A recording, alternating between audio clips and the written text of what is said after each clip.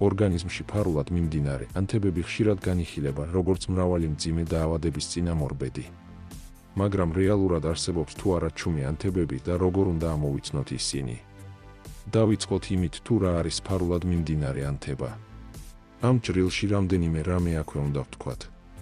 პირველი ის, რომ პროცესზე პირდაპირ მიმანიშნებელი ერთმნიშვნელოვანი სიმპტომები არ არსებობს, მაშინ ხომ ფარული არც იქნებოდა.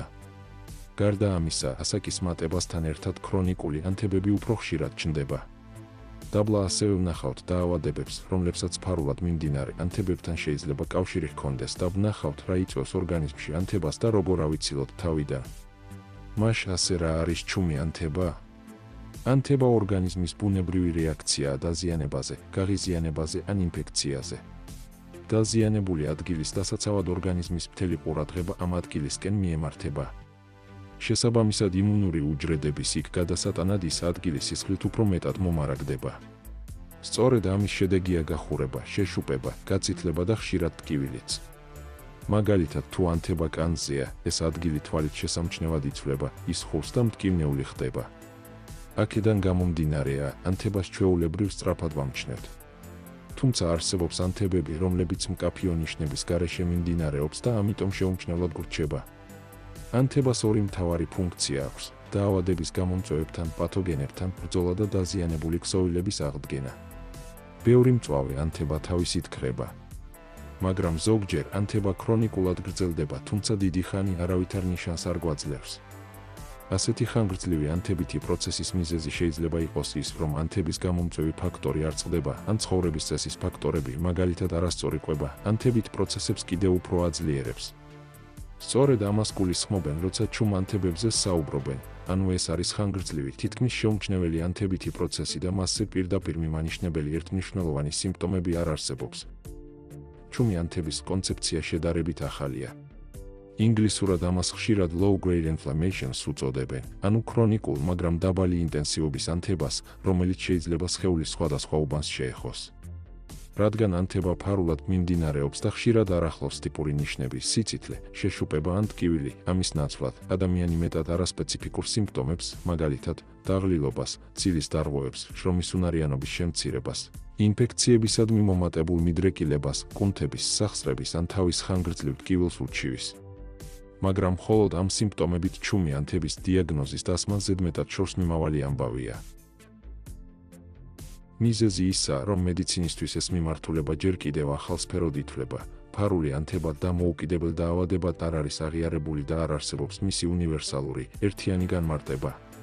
ამიტომაც არ გვაქვს მკაფიო სიმპტომები, რომლებიც აშკარად მიუთითებს ჩუმ ანთებაზე. ბოლოს და ბოლოს დაღლილობა და მოთენთილობა ხომ სპეციფიკური ნიშნები არ არის და შეიძლება მრავალი სხვა პრობლემის შედეგიც იყოს, თუნდაც მეტისმეტი დატვირთვის და ბევრი მუშაობის. ასევე არ არსებობს ერთი დამკვიდრებული თერაპია ან კონკრეტული წამლები ჩუმი ანთების წინააღმდეგ. თუ სოციალურ მედიაში ან ინტერნეტში ვინმე საპირისპიროს ამტკიცებს, ეს არაკეთილსინდისიერი საქციელია. მეცნიერება კი ერთ საკითხზე მეტ-ნაკლებად თანხმდება. ქრონიკულ ანთებებს შეიძლება ახლო კავშირი ჰქონდეს ქრონიკულ დაავადებებთან, როგორიცაა მეტაბოლური დაავადებები, გულ-სისხლძარღვთა დაავადებები და კიბო. დადასტურებულია ისიც, რომ ასაკის მატებასთან ერთად ქრონიკული ანთებები უფრო ხშირად ჩნდება. დიახ, ქრონიკული, ჩუმი ანთების განვითარების ერთ-ერთი მნიშვნელოვანი ფაქტორი სწორედ რომ ასაკია. ეს იმით არის გამოწვეული, რომ ასაკის მატებასთან ერთად იმუნური დაცვა ნაწილობრივ სუსტდება, მათ შორის თვითიმუნური უჯრედების ცვლილებების გამო. შედეგად ისინი ადრინდებულად კარგად ვეღარ ამოიცნობენ გამომწვევებს და ორგანიზმის რთულდამცავ მექანიზმებთან კოორდინაცია რთულდება. ეს კი ანთებებს ხელს უწყობს. ხანდაზმულ ადამიანებში სისხლში ხშირად მეტი ანთებითი მარკერი, მაგალითად C-რეაქტიული ცილა, ფიქსირდება, ვიდრე ახალგაზრდებში. ასეთი ანთებები შეიძლება იმდენად სუსტი იყოს, რომ პირდაპირ საფრთხეს ჯერ არ წარმოადგენდეს, მაგრამ ხანგრძლივი მსუბუქი და პროგრესირებადი ანთებითი მდგომარეობა ასაკში სხვადასხვა ასაკობრივ დაავადებასთან შეიძლება იყოს დაკავშირებული. გრძელვადიან პერსპექტივაში ორგანიზმში ფარულად მიმდინარე ანთებებმა შეიძლება გარკვეული დაავადებების განვითარების ალბათობა გაზარდოს. და მაინც რა დაავადებებს შეიძლება კავშირი ჰქონდეს ჩუმ ანთებებთან.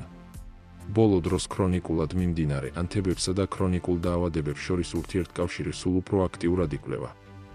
შესაძლო კავშირები განიხილება მეტაბოლურ და გულ-სისხლძარღვთა დაავადებებთან, დემენციასთან დაკავშირებულ დაავადებებთან და კიბოსთან. მაგრამ რომელია თავი და თავი, საიდან იწყება პრობლემა?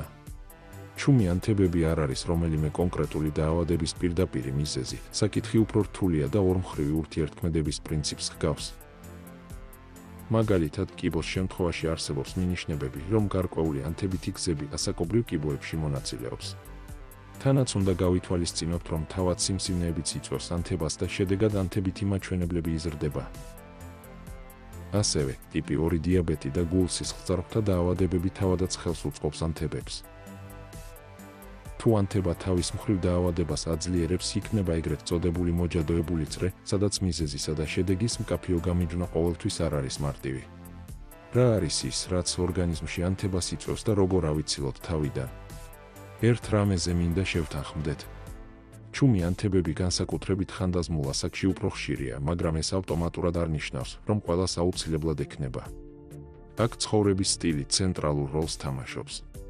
რისკ ფაქტორებია: უმოძრაობა, სტრესი და გადატვირთვა, მოწევა, ალკოჰოლი, ცილის ნაკლებობა, არასწორი კვება, ბევრი ცხოველური ცილა, გაჯერებული ცხიმები, შაქარი, მარილი, ინდუსტრიულად გადამუშავებული პროდუქტები და რაფინირებული მარცვლეული, მაგალითად თეთრი ფქვილი, მაკარონი ან თეთრი ბრინჯი. პრევენციისთვის რეკომენდებულია საკმარისი მოძრაობა, სტრესის მართვა, მოწევაზე და ალკოჰოლზე უარის თქმა, კარგი ძილის ჰიგიენა. კვების მხრივ სასურველია ზემოთ ჩამოთვლილი პროდუქტები მაქსიმალურად შეამციროთ და რაციონში უპირატესობა მიანიჭოთ მცენარეულ ცილებსა და ცხიმებს. ანთებების პრევენციისთვის და ზოგადად ჯანმრთელობისთვის სასარგებლოა ბოსტნეული ხილის სრულმარცვლოვანი პროდუქტები, ცხიმები, რომლებიც შეიცავს მრავალჯერ უჯერ ომეგა-3 ცხიმოვან მჟავებს. ზოგი ხილი და ბოსტნეული, მაგალითად ხახვი, ბროკოლი, ბულგარული წიწაკა და ციტრუსები, განსაკუთრებით ანტიოქსიდანტურ და ანთების საწინააღმდეგო მოქმედებით გამოირჩევა. რა თქმა უნდა, 100%-იანი დაცვა არ არსებობს, ჩუმი ანთება მაინც შეიძლება განვითარდეს. მაგრამ ჯანსაღი ცხოვრების წესით შეგიძლიათ საერთო რისკი შეამციროთ, თან ეს სხვა ბევრი დაავადების პრევენციასაც ეხმარება. მინდა რამდენიმე რჩევა მოგცეთ შინაური საშუალებებით როგორ შეიძლება ორგანიზმში ფარულად მიმდინარე ანთების შემცირება. გაითვალისწინეთ ქვემოთ ჩამოთვლილი პროდუქტები და რეცეპტები არ კურნავს კონკრეტულ დაავადებას, მაგრამ ბევრ ადამიანს ანთებითი ფონური დატვირთვის შემცირებაში ეხმარება, განსაკუთრებით მაშინ, როცა მიზეზი ცხოვრების წესთან არის დაკავშირებული. ოქროს რძე. ერთ ჩიქა ცხოველურ ან მცენარეულ თბილ რძეში მეოთხედი ჩაის კოვზი კურკუმა, მწიკვი, შავი პილპილი აურიეთ, სურვილისამებრ ცოტა დარიჩინი დაუმატეთ და ძილის წინ მიირთვით.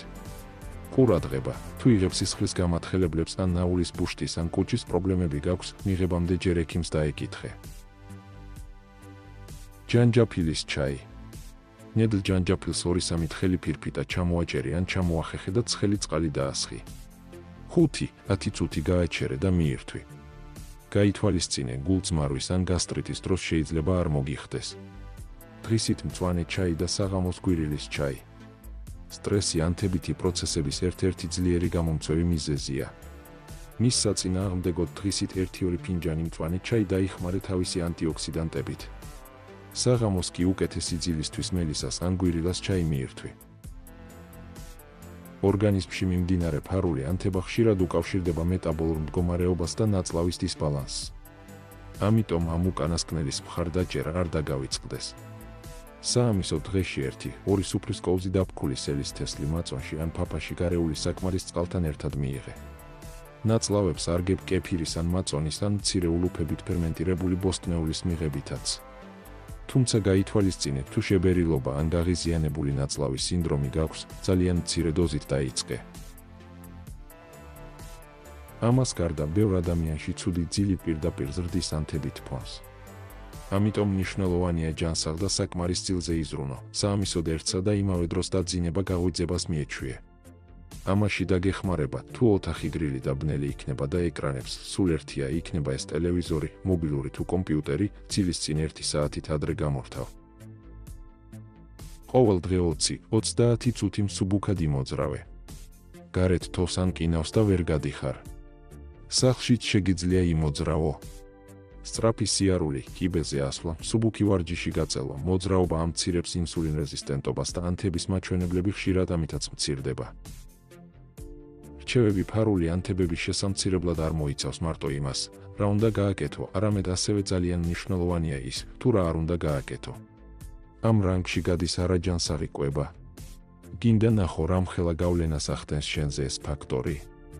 სულ რაღაც ორკვირიანი ექსპერიმენტი გააკეთე და თვით შეგრძნებაზე დარწმუნდები.